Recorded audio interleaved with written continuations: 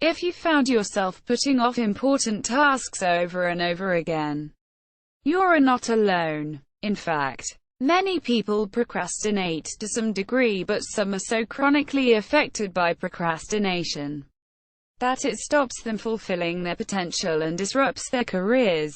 The key to controlling this destructive habit is to recognize when you start procrastinating, understand why it happens, even to the best of us, and take active steps to manage your time and outcomes better.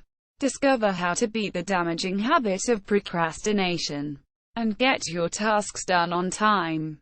In a nutshell, you procrastinate when you put off things that you should be focusing on right now, usually in favor of doing something that is more enjoyable or that you're more comfortable doing. According to psychologist Professor Clary Lay, a prominent writer on the subject, procrastination occurs when there's a temporal gap between intended behavior and enacted behavior. That is, when there's a significant time period between when people intend to do a job and when they actually do it. Follow these steps to deal with and control procrastination. If you're honest with yourself, you probably know when you're procrastinating. But to be sure, take Are You a Procrastinator? Self-test. Here are some useful indicators that will help you know when you're procrastinating. Filling your day with low-priority tasks from your to-do list. Reading emails several times without starting work on them or deciding what you're going to do with them. Sitting down to start a high-priority task and almost immediately going off to make a cup of coffee. Leaving an item on your to-do list for a long time, even though you know it's important. Regularly saying yes to unimportant tasks that others ask you to do, and filling your time with these instead of getting on with the important tasks already on your list. Waiting for the right mood or the right time to tackle the important task at hand. Notes: putting off an unimportant task isn't necessarily procrastination. It may just be good prioritization. Putting off an important task for a short period because you're feeling particularly tired isn't necessarily procrastination either, so long as you don't delay starting the task for more than a day or so.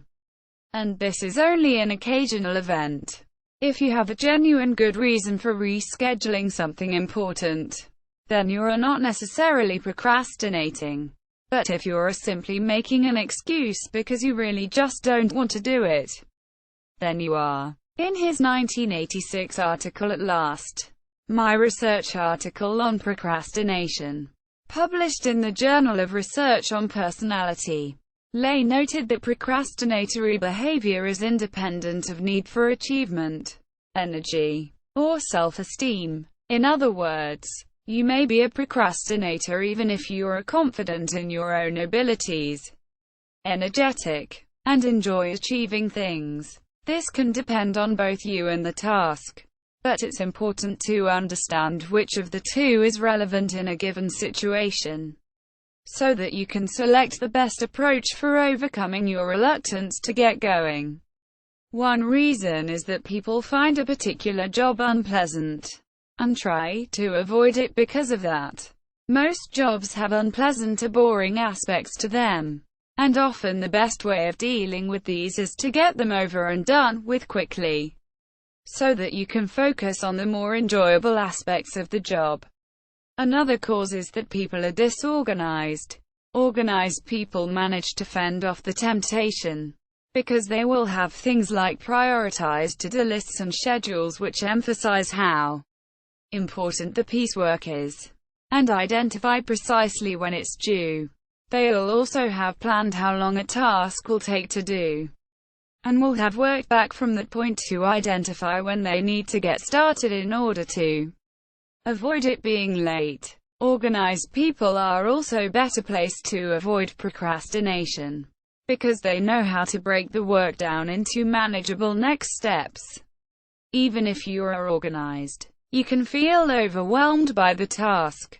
You may doubt that you have the skills or resources you think you need. So you seek comfort in doing tasks you know you're capable of completing. Unfortunately, the big task isn't going to go away. Truly important tasks rarely do.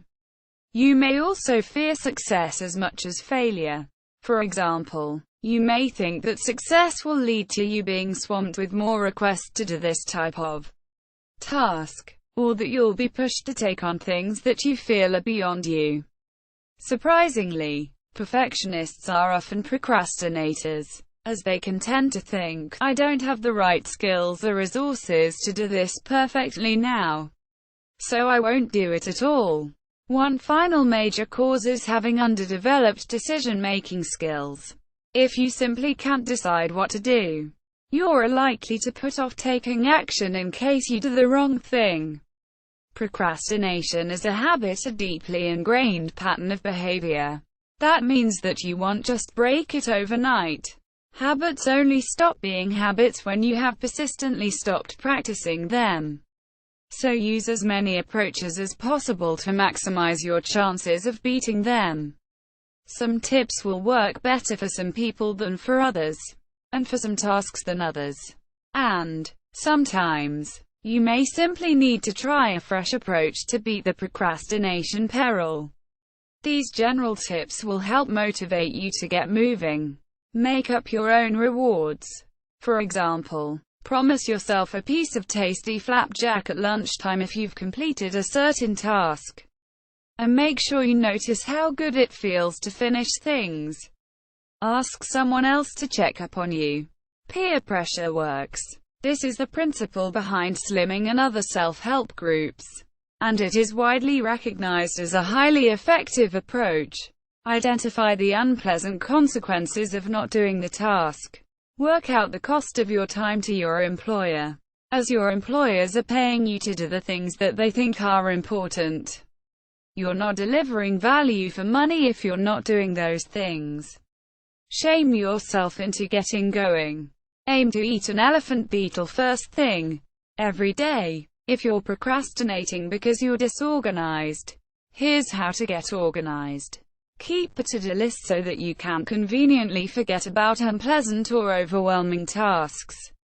Use Eisenhower's urgent, important principle to help prioritize your to-do list so that you cannot try to kid yourself that it would be acceptable to put off doing something on the grounds that it is unimportant, or that you have many urgent things which ought to be done first when, in reality, you're procrastinating. Become a master of scheduling and project planning, so that you know when to start those all-important projects.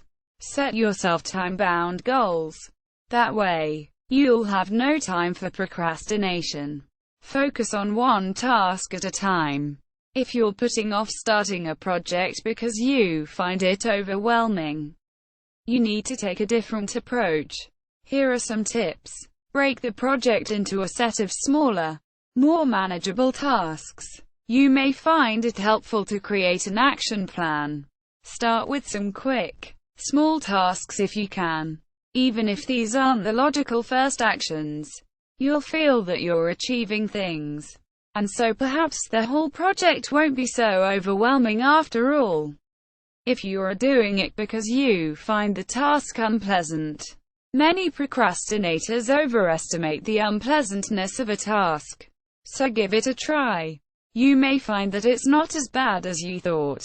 Hold the unpleasant consequences of not doing the work at the front of your mind.